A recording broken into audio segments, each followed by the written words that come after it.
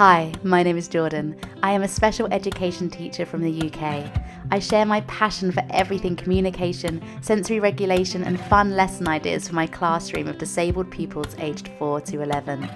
Each week, I am joined by experts in the field, answering your questions and sharing our knowledge and experience working alongside our beautiful young people. Let's get started. So these episodes are going to be a little bit different over August. We are going to relook at my favourite moments from the podcast from series 1. We've had such amazing conversations this year, and thank you so much to everybody who has been on the podcast. You've been incredible, and thank you so much for all the listeners for your support so that we can continue this for series 2 from September. I hope you enjoy taking a look back at my favourite moments. Very often as adults, we really mess it up because because they've got a system, they've got a thing that they want to do. They don't need us. And we're so desperate to be part of the We play are. and to join in that we accidentally get in the way. And what we then do is we prove their point, which is that other people get in the way. And so one of the best kind of tips is to just sit alongside for a while. Just sit alongside, be present, but not actively involved. And then what I tend to do as like a stepping stone into their play is I'd maybe find my own bottle top and just have one, and I just do the same thing as them, but separately and alongside. And so they do Sometimes I this. even have to have invisible things because sometimes Yes, me having something that's then not part of their set is really yes, upsetting and dysregulating, or they yes, want everything that I've got, and then it becomes a bit of a battle. So if you're finding that, do try that. But if you're finding that, sometimes I have invisual things and I just copy the movement or the sound or the something, because then I'm still joining in without that weird battle. And if you feel that they're uncomfortable with how close you are, then take a step back. Or if they feel that you're uncomfortable with how you're sitting, then sit somewhere else. But they're obviously aware of you, and that's good. That is the start. It's just we want them to be as comfortable as possible. And this isn't a magic wand. It takes time, and that's the point, isn't it? If you're committed to it, then gradually, quite often when we do something new and we're trying this kind of play and interaction therapy to start with, it will feel new and maybe a little bit too much for children. And so they might watch you do your invisible bottle top, and they might take their seven over to the other side and kind of set seen it that up. before. No, thank you. This was actually a me time activity. And again, that's absolutely fine. I tend to just narrate along with it and go, oh, I had a turn, but now it's time for you to play by yourself. I understand. I'll come back later. And, just narrate alongside it and almost give that like advocating phrase Allow to that. them as Yeah. they go. So they move along and I go, oh, I need a bit of space. And they kind of, as if I'm talking as them so that they can hear that phrase. They might use it another time if they can. It means that you've had this very equal interaction there. Like I didn't come in and insist that I must be part of your play. I haven't taken over. I haven't taken your toys. I haven't touched your play. Yeah. I've just offered to be part of it. I've asked for an invite, and then you've either replied saying, yep, join in, or no, thanks, not today. And I think we have to show children that both of those things are an option. Like they can say, no, thanks for you joining into And this play. It feels gradually, too special. exactly. And sometimes it is. We all like me time, don't we? And that relationship and trust will have to build, won't it?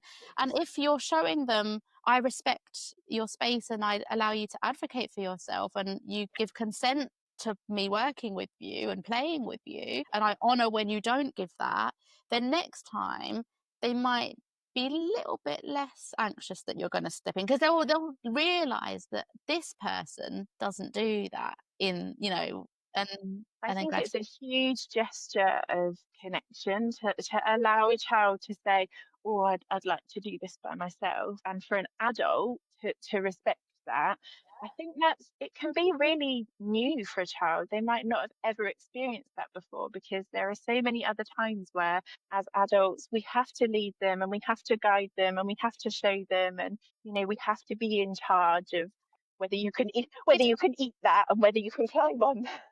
But actually in play, they can be fully in charge of that. And so it's really empowering for them. In a paid environment, it is your job. You're paid to work with this child. You might be being watched by the parent. It takes so I'm much. always being Right. watched. So it might take so much confidence to step back because you almost want something to happen. I can imagine. Yes. Yeah.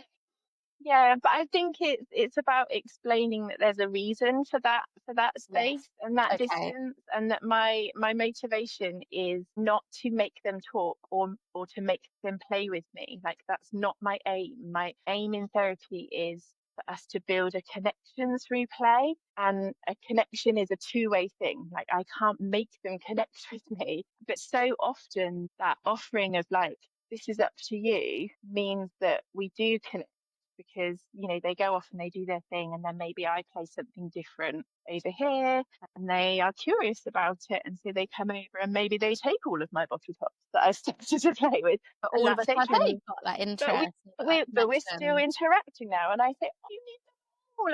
Okay, here they are, and I'm then helping.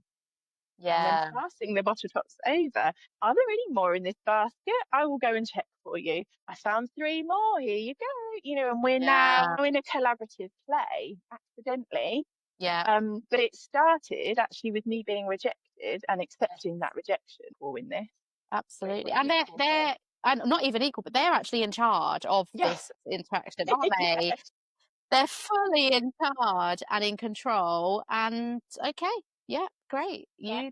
That's fine. And then meanwhile, you're thinking in your head, right, how can I do this different next week? Or do I have all the bottle tops all over the room and we have to look for them, or whatever? You might be next time you're just thinking, aren't you? Like, how can I extend this? How can I move this on a little bit? Or what could have been better? We're constantly questioning that, aren't we? My cat has just jumped onto the desk.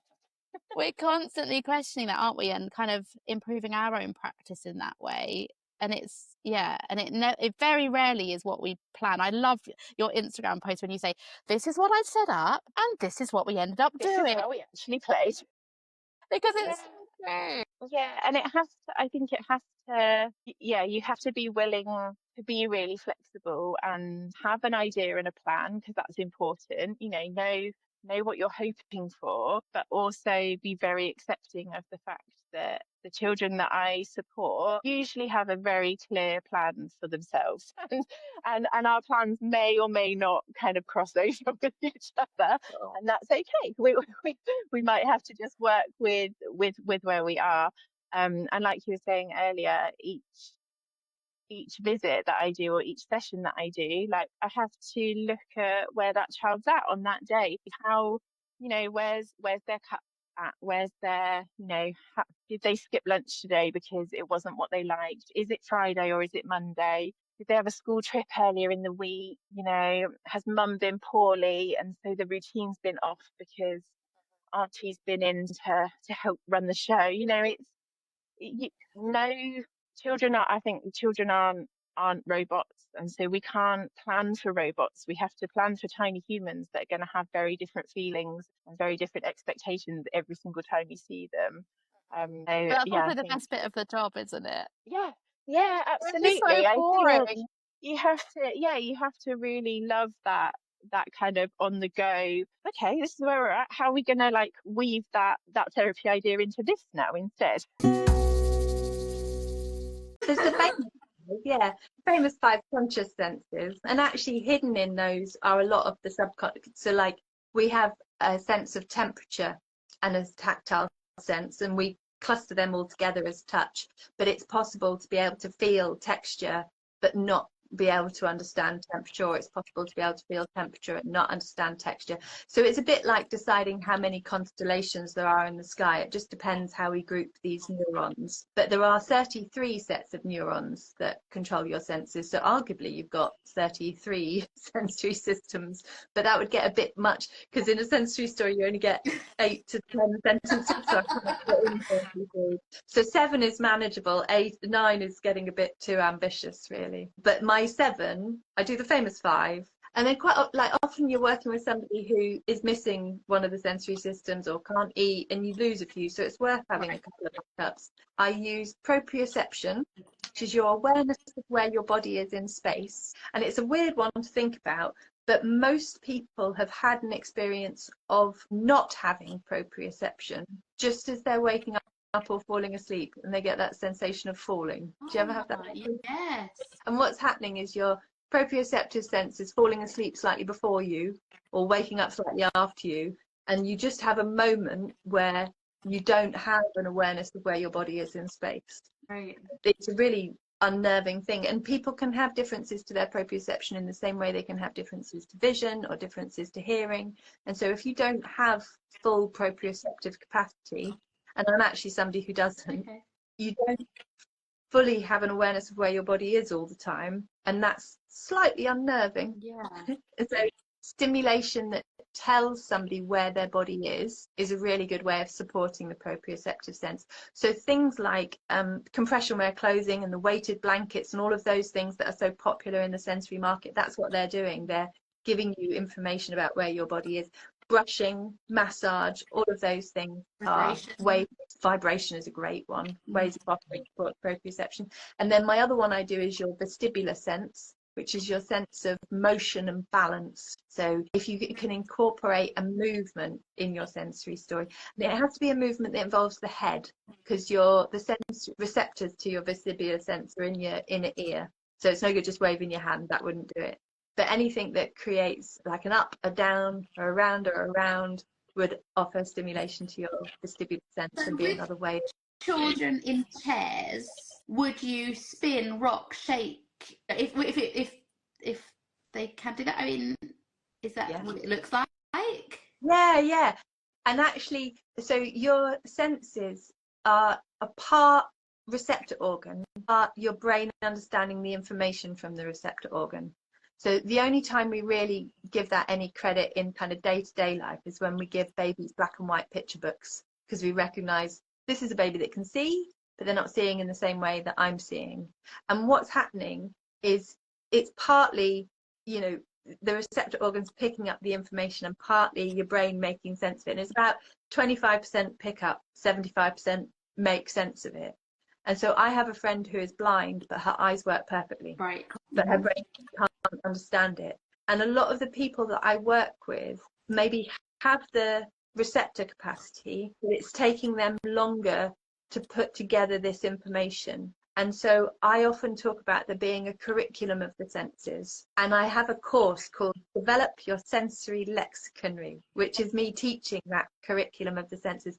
But there are things that it is easier for your senses to do and things that it is harder for them to do. So like the black and white picture books for sight, that makes sense, doesn't it? You pop out, you're getting all this visual information. It's easier to figure out that's black and that's white than it is to figure out that's peach and that's lemon yellow. Like sequence of things that you're learning. And with regards to your vestibular sense, that sense of motion and balance, the early way we learn about that sense is through bold directional movement. So you think of what we do with little babies. We rock them side to side, we push them forwards and backwards in their buggy, and then we pass them to their daddy and they lob them into the air.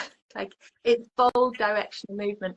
And if you're somebody who requires supportive equipment, like if you're in a funky wheelchair, you probably spent your early years maybe in a bed, maybe you were in intensive care. You won't have had as much chance to have those bold directional movements. So you won't have had the opportunity to make sense of that stimulation, and you might not be processing it fully yet. And so by giving you those opportunities to access that movement, you can give an opportunity to help somebody understand the messages coming from their senses, and then that gives you more access to those two. I'm quite often eavesdropper on conversations where people go, would you prefer to be deaf or would you prefer to be blind? Like there's a hierarchy. And actually, if you interjected in those conversations and said, would you prefer to be blind or would you prefer to lose your vestibular sense? Most people would go, I want my vestibular sense, but I didn't know I had it. But both of those senses, your proprioception and your vestibulation, are fundamental to your capacity to move. And if you lose either one, it's total paralysis And Yeah. so offering stimulation to them to support movement and coordination and all of those things. And those two are definitely being missed in sensory stories, because from my experience of sensory stories, looking around and working with lots of other people, often it's texture, it's smells, it's tastes even sometimes, but they're all quite passive. They're still and sitting. They do lots of other activities that are moving, but I feel like maybe often it gets forgotten when it's a story. Yeah. Maybe something in our brain says, sit down for story time. It's still and it's listening and it's passive. And actually, that's not the case. And it makes so much sense from what you're saying that, of course, that's not the case. If people are being pushed in their chairs, we all sort of wheel round in a circle and spin. And if people can move themselves, it's like a chance for a little boogie in the middle of the story. It's a good one. Yeah, it's a great one, especially in the middle of the story, because that's when you need it. So one of the biggest misconceptions is that somehow it is synonymous with occupational therapy, or that it's the exclusive preserve of occupational therapy. And it is not. Sensory integration as a concept, as a way of working, as a way of including people, is for everyone. Every single person should be included in sensory integration. There isn't a kind of, I'm not sensory. Everybody's in. Within the formal training and formal qualifications, it is the case, and has been for a long time, that occupational therapists, speech and language therapists, and physiotherapists can train. So my training as an advanced practitioner in air sensory integration is exactly the same as an occupational therapist or a physiotherapist who's trained in it. I'm trained to the same level with the same things. And in fact, in these, for most of the people who are training in the UK, the course they take now to train, I wrote that course, but I was the first speech and language therapist to formally train and that advanced level. In America, there'd been other speech therapists before, and in the UK and in Ireland, other speech therapists who were getting it, who wanted to work in a neuroaffirming way, who wanted to understand how sensory was part of what the children and adults they were supporting were doing. So there were already people doing it. That was part of my clinical work too. I could see there was a missing piece, and I was lucky enough to work with an OT who was doing sensory integration, and that led me to explore more. And I was the first speech and language therapist in the world to formally qualify as an advanced practitioner in AIRS SI. And I'm going to just apologise now because it's so exciting to me. I get really quick in talking. Love it. I love it so much. I love it. It's making me so excited. Okay, let's talk about what that looks like then. So you're working with a young person. How do the two come together in that beautiful, affirming way? Yeah, so it's the same thing. It is the same thing. So sensory integration is the framework that allows me to look at what's going on. So when we say sensory integration, what we mean is this person, this young person, this older person, they have a brain and a nervous system which has wired up to respond to the environment in specific ways. And when there's a mismatch between this young person's environment, the young person's nervous system, and the environment and the demands or the task, that's where the issue is. It's not that there's something wrong with them or wrong with their nervous system. It's they have a differently wired nervous system where when there's a mismatch, that's where the issue is. So how does that show up for speech, language and communication? If you want to be part of any kind of engagement with somebody else, you first of all need to feel safe. And second of all, you need to understand what the heck is going on. So that piece is the sensory integration piece. Feeling safe, understanding what's going on, and then being able to make use of the opportunities. Right. This is what speech language therapy is. It's also what learning is. Yeah. Regulation before communication. Sure. Nobody can speak their best speech, however vocal you are, if you're being chased by a tiger. And often that's how our children feel, isn't it? In those environments that aren't matched for them. Absolutely. One of the things I say a lot, Jordan, is that, a really good way to think of this is that your brain is a sense-making machine. What does your brain want to do? It wants to make sense of what's happening. It will use whatever it can to make sense of what's happening. So if you feel physiologically unsafe or psychologically unsafe, your brain tells you this is not safe to be here. It is not safe to engage. You are in peril. Yeah. Who can save your life? And what do you do when you're in that fight, fright or flight mode?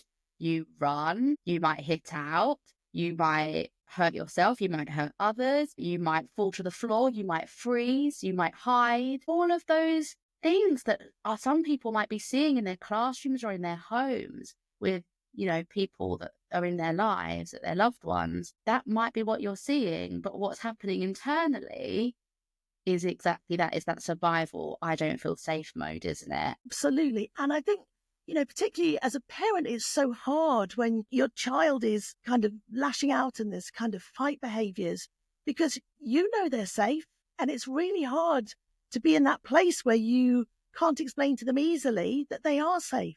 That actually, it's kind of understanding that this is not anything you've done or not done. It's that their brain and their nervous system make sense of this environment, of this task, in a way which allows their body to go, right, what's on the plate or what's in head. I suppose there's two different things. I'm thinking like there's the moment when the child is in that crisis. How you respond will be maybe very differently than when they are regulated, and what you can work on and what you can be like, and how you can what your expectations of them, I suppose, can be very different, can't it?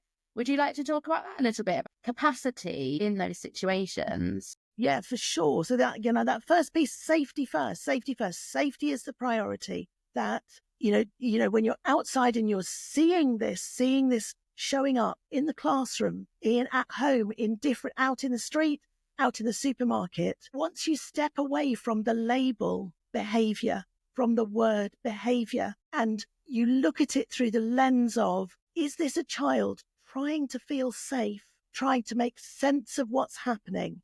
That puts you in a completely different place in relationship to what you're seeing. So the compassion and love with which you then respond is in a completely different place. So I'm not saying it's never behavior. Sometimes it is, but actually that's communication. We'll go there in a minute. Yeah, we'll go there in a minute. Talking about sensory piece, just that really core understanding that what you're seeing is a little brain and a little nervous system just trying to feel safe, just trying to make sense. It puts you in a place where you have so much to offer to create safety, so much to offer to create sense. That sense of, that's all consuming, that sense of you cannot move past that. You can't short circuit it.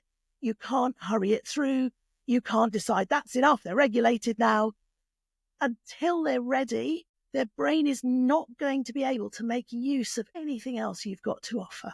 So if you want a child to learn, if you want a child to thrive, if you want a child to engage, you have to invest in the relationship of making them feel safe in the moment. What kind of things would you be looking at in that moment? And I guess it's different for every person, of course, but what kind of things would you be curious about? What would your internal monologue be saying as you're trying to work through all of these things? That's a really good question. Of course, for me, there's like a whole, here's what we ran down. So I guess, for me, that first thing is kind of understanding its nervous system environment task. So the first thing I'm doing is, can we just hold off on the task, just hold off on the demand? Then I'm looking at the environment. What is there that in my knowledge of the child is making me think, actually, this could be quite challenging? And, often it's things that you overlook because you feel safe in the environment. So it's how bright are the lights? How strong are the smells? How close are people? What kind of textures do you have to deal with? What's the temperature like? All of those kind of physical aspects of the environment. And that's stuff that most of the time is relatively straightforward, relatively easy to address. That's something that I'm supporting my team with, is about that total communication approach. And actually, it's okay if Sammy goes over to the sink, gets a cup and brings you a cup. That's amazing that they're requesting a drink. But also it's okay if Sammy stands at the sink with the cup and is stuck and not sure what to do. You can then go over and prompt by using, we have like drink symbols to be removed, also a button. And I've also now recently talking panel that has 6 buttons on it. And it's like drink, wash hands, because it's like, if they've got sticky hands from sensory play, cereal, reasons, all their like favorite snacks as well, because we do allow our children to snack throughout the day. we always want them to feel that they can request those sorts of things. And actually, it's just about that, like recognizing where you can support the children, but it's like allowing them, if they're working on creating a sentence, that's okay, but it's still okay for them just to hand you a part. And I think sometimes some of my support staff have struggled with that because they're like, oh, but their target is to make a sentence. Yeah. And it's like, that's fine. You can extend that. You accept that form of communication, go over, help them with a drink, and then model that. I want drink, or I'm thirsty is something else we're trying, is moving away from just like I want. So like I'm like labeling how we're feeling. I'm thirsty, I need a drink. So yeah, it's so true. And again, it comes down to modeling, doesn't it? And absolutely. Also understanding that in certain situations or on certain days, children will be able to access language and not access language. So when a pupil is dysregulated, for example, their communication abilities will reduce massively. I have a pupil that's really quick on the AAC. It's been doing it for a couple of years now, incredibly quick. But when dysregulated, can't even make a choice of objects. Just loses all ability, I suppose, to be able to communicate in that way.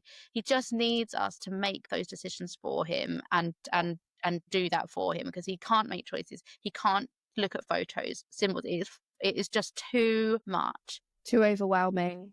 Yeah, and it's not that he can't, it's just that he can't right now. And I think that's also something as well, isn't it? And it might not be as big or as obvious as that with your learners. It might just be, they might be seemingly okay, and actually just that day they're just a bit tired, or actually they've been doing it all day and they just want a drink. It's not, and every opportunity isn't an opportunity to stretch them. Sometimes they just want a drink. So I think that's absolutely great, is what you just said, is do the thing, give the thing, and then model what they could do.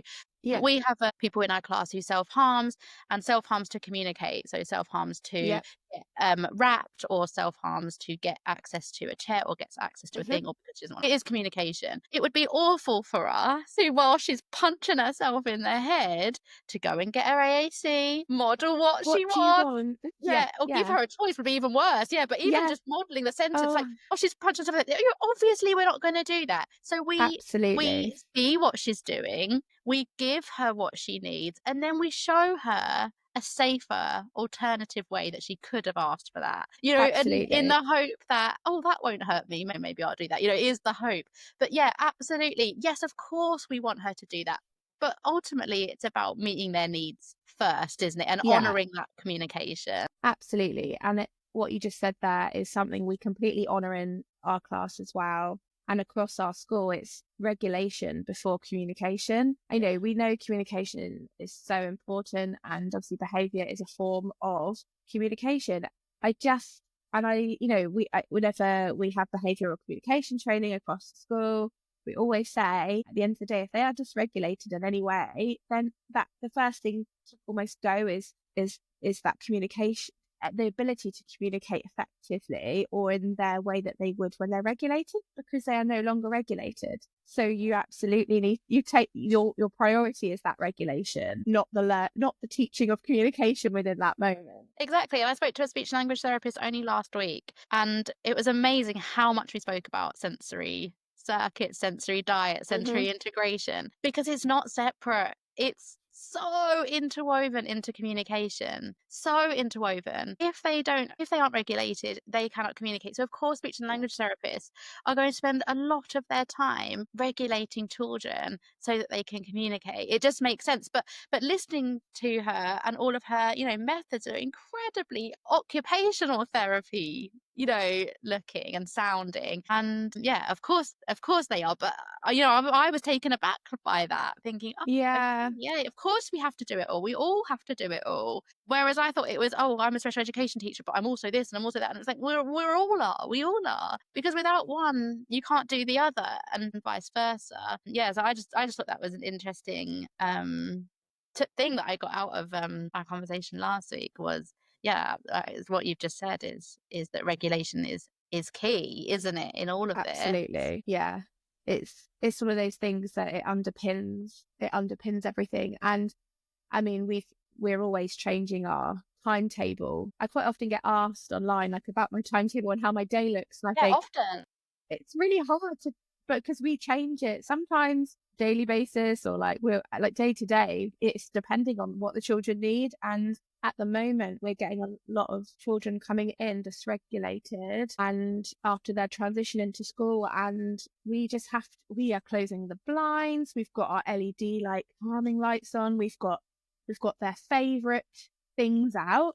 And a lot of people come in and be like, oh, is this just a morning chews session? Yes, it is a morning chews session because we are regulating. Because if they come in now and I'm like, right, let's go and do some story massage and let's go and do intense interaction, it's not going to be a positive interaction. What we need to prioritize here is getting ourselves regulated and ready to learn, because otherwise and that's still learning. we're That's not going still to a have a lesson. great day. It's valuable, isn't it? I think it doesn't have to look like table or paperwork.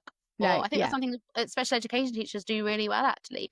That learning can be in the corridor, learning can be outside on the field, learning can be on choosing time. In fact, that we get the best communication at choosing time and golden time, or whatever you want to call it. There are some of our best moments in the toilet. Like, it's some of our best learning and most important learning moments for independence. Just because it isn't called English or maths or communication or problem solving, whatever you want to call it, doesn't mean that there's not learning happening, because actually some of the most important lessons for our learners happen around those subject areas. The subject areas are kind of the fluff, really. And actually it's about care needs, it's about teaching independence, about teaching communication, teaching about to advocate for their sensory needs and regulation. It's all of those things. It has to be.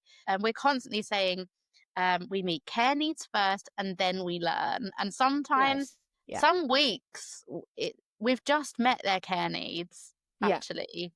And that is okay, because we have the luxury of that. I feel like all teachers could, though. But I feel like we're almost granted the luxury of that is just accepted, that of course you do. But it's interesting to me that all teachers are SEND teachers these days. And and it's almost, if you're listening to this and you're a mainstream teacher, just know that you're a SEND teacher too, and you also have the ability, and should feel like you have the ability to support your learners in that way. That if neurodivergent, disabled or not, if a pupil comes in and they're not ready to learn for whatever reason, something might have happened in the morning, they might have not had a good sleep, they might be feeling unwell, they might have fallen out with a friend, they might not got picked for the football team, whatever it is, they might not also be ready to learn. And it's almost like trusting your instincts there and navigating the class how they are. I think I see it. I'm attached to a mainstream school, so I do see it. Say, for example, if we've had a sports event and something really exciting has happened in the morning, you can see the teachers like, well, that's this afternoon gone, because we need to change. Or if it's wet play, even, you can say, we need to do something else. So I definitely see it in my school, and I really hope that other schools feel like they can do that. Because if you want the children to remember what you've taught them, they're going to have to be regulated, aren't they? Thinking back to your child that you were just talking about that was distressed and couldn't have words, well, surely communication and regulation are the start of improving mental health. Surely. Yeah, I think it's got to be it. And I think it's then almost again taking that step back as to, okay, so what's the lens through which we're viewing these difficulties, and how do we then kind of support that communication and regulation? And I think that is then part of the bigger conversation around behavior support and the narrative through which we view the way that some of these children show up at times. I recently did an inset day training at school. I was talking to them about how, Ross Green's work, particularly around ADHD children, but I think it is for all children, in my view, that kids do well when they can. And I think for me, that is so powerful, because if a child is not doing well, firstly, whose expectation is what is well? And that's a question in itself. But then if they're not, we need to look at what's going on around them, right? And thinking about their internal state, those basic needs, are they met? Can they communicate that? Do they feel safe and secure? Do they feel, are they fed? Are they watered? Have they had a good rest? Do they need the toilet? Do they know if they need the toilet? Are they uncomfortable? Exactly. And I think we then kind of look at that, and then the next piece around them becomes that, okay, so how do we work out what's going on and then teach them the ways to regulate that and communicate that. And also thinking about, for me, part of that is the environment and that inclusive communication environment that's going on. But I also think sometimes the activities, like I see some kids who perhaps are presenting as not doing so well and that kind of challenging time. But I think, is that because the activity is too hard or not hard enough, and therefore they're a bit disinterested and creating their own entertainment? Or too overstimulating. I mean, part of that is also recognizing that fluctuating capacity of neurodivergent kids, right? Because they might be able to do something one day that they can't do the next day, or even in the morning that they can't do in the afternoon. And that, for a lot of people, can be quite baffling. But if we take an affirming approach and an honoring approach, it is about believing kids, tuning in and getting to know them and getting to know when are those times to perhaps push and perhaps kind of encourage a bit more, and when are the times to just go, that's cool, I can see you're done. We need to focus on that regulation piece. Let's bring your energy back in line, whether it's too low, too high, to get you in a better place. And then we'll see what's next, Yeah. And I think for me, so much of that affirming practice around communication starts at that level, starts at taking a step back and just seeing what's going on and believing kids. There's so much power in validation around just listening, isn't there? And I think that's the case for any kind of level of learner and support needs. I could work with some really high support needs kids, and they might be, communicating through self-injurious behavior, their frustration, and just being able to validate and say, it's really frustrating.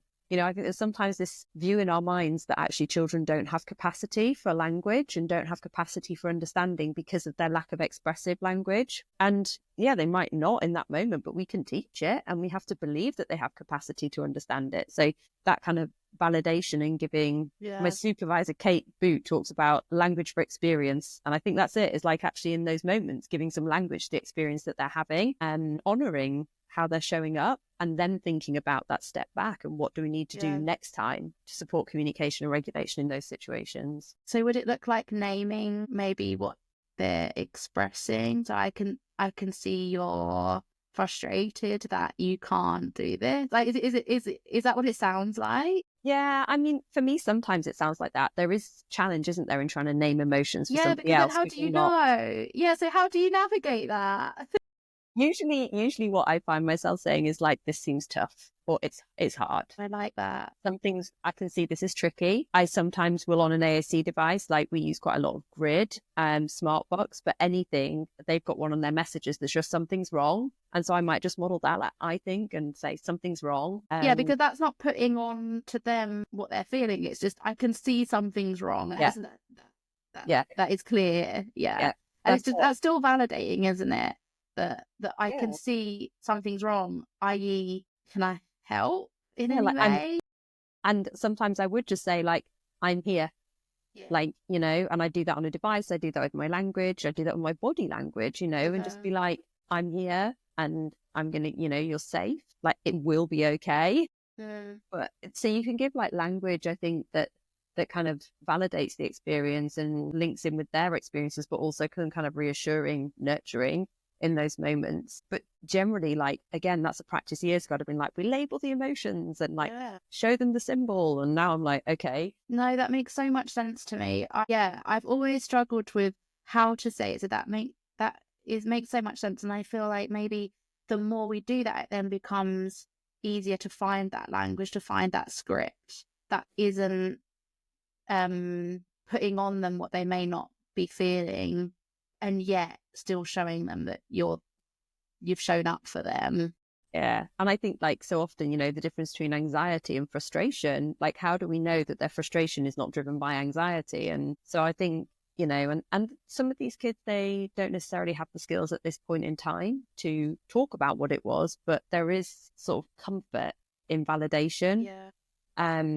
And one of the things I talk a lot to staff about is our natural reaction to say, it's okay. And actually what I'm trying to get people to say, it's not okay. Yeah. Because again, that's language for their experience that they're having. So I think we can say, like, I can see it's not okay. I can see it's tricky. Like, I'm here, you're safe, it will be okay. Those kinds of things. Yeah. And again, the children you're working with to tune in and know how much language is too much. I mean, that's the point as well, isn't it? That if you've got a good relationship and a trusting relationship with this child already, which is what I would like, it has to be that way.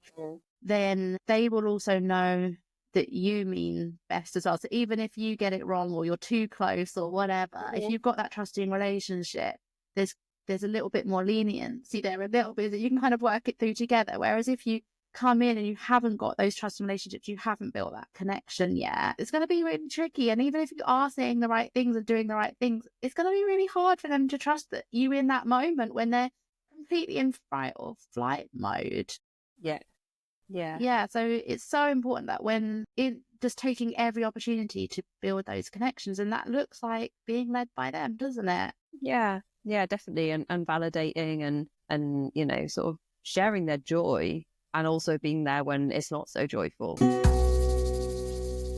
That's it for this week's episode. I hope you enjoyed taking a look back at some of my favorite moments from series 1. If you would like to be on my podcast for series 2, then please get in touch. You can email me at oursensorykids@gmail.com or just send me a DM on social media and I'd love to have you on. See you next time.